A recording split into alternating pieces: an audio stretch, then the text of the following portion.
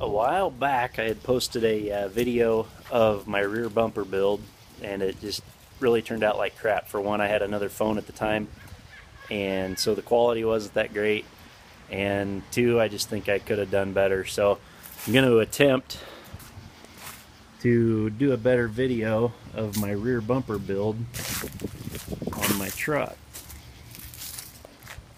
It started out as 4x4 square tubing, 1/4-inch wall. I've got some right down here. Some of that, which was actually, I used it here too on my deck. There was actually some parking lot poles that have been knocked over at my place of work. Anyway, 4x4 square tubing.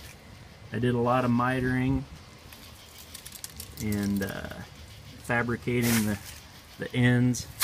I wanted it to make the contour along with the bed, as you can see here. And then I also wanted it to, I put this kind of edge on it here so it wouldn't really catch on anything, any rocks or ditches or anything like that.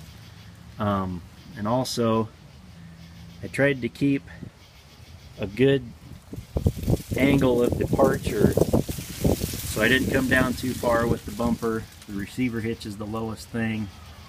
Not much you can do about that if you want a receiver hitch, unless you mount it kind of,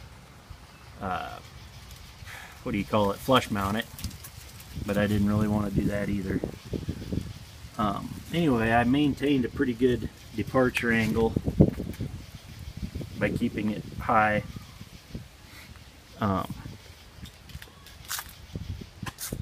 Little bit of body filler here and there just to smooth out some corners, stuff like that. Not a whole lot. I don't like a lot of body filler.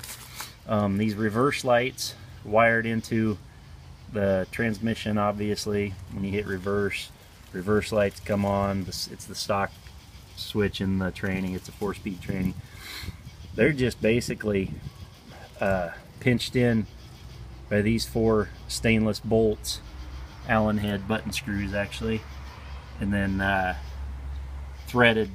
There's threads in the plate behind them, and then also on the tail and brake lights there's threads in the plate behind those, and then the wiring goes inside the bumper and then out the front side of the bumper.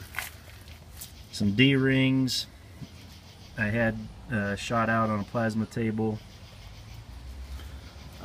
Get a little closer view of the receiver hitch. 7-way trailer socket. What else?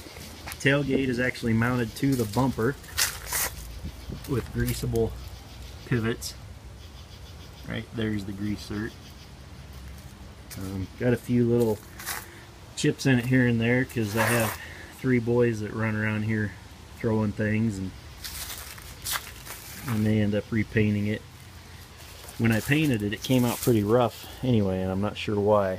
I'm no body man, but sometimes my painting turns out good and sometimes it doesn't. The other side here. I like it. I like the lines that I chose and just the way I put it together. Got some little side marker lights to keep everything legal. The spare tire will mount there. And like I said, everything's wired on the back side. Tried to get everything tucked in as nice and heat shrunk and used wire loom to keep everything nice. Don't want branches or anything snagging stuff. Grade 8 bolts holding it in. I built it.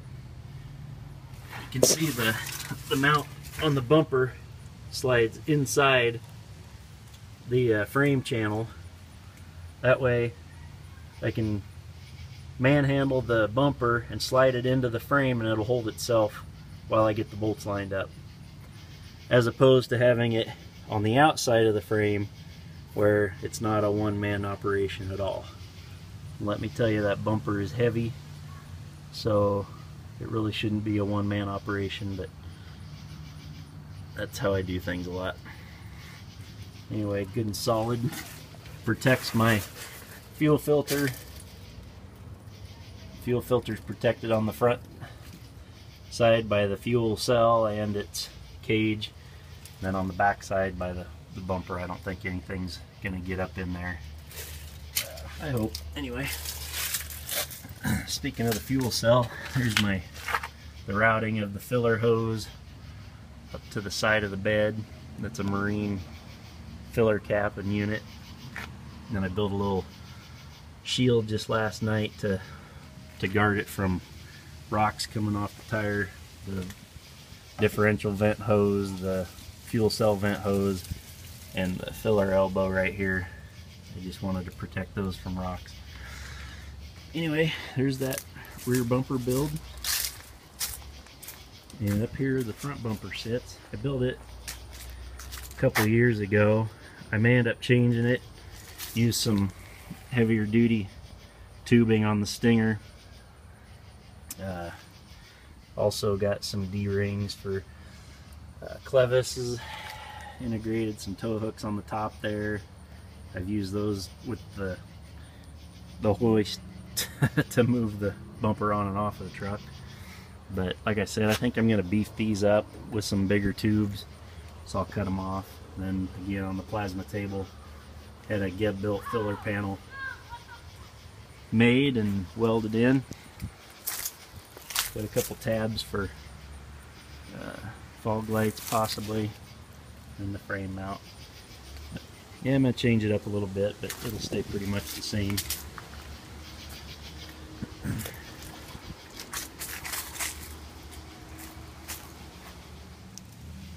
The license plate illumination consists of a couple little motorcycle license plate lights, little LEDs I got from eBay. Matter of fact, those are from eBay. That's from Tyson's, I think. Reverse lights, which are kind of a universal deal, eBay. Brake and tail, trailer lights, eBay. And these marker lights, eBay. I do a lot of eBay, but you got to be careful, and some things you buy are just absolute junk, and you just kind of got to be careful. But I'm happy with the lights that I've got from off of eBay. Alright, we're right at dusk, and there's those eBay reverse lights I got. It's got a weak battery actually, but they are plenty bright enough to do the trick as reverse lights. And there are the brake lights. I don't have the tail lights hooked up in the cab yet, so otherwise I'd give you an idea of that. But once again, eBay brake and tail, they're good and bright. Even with the low battery, they're LEDs, so they don't draw anything. There's the little marker light that I was telling you about.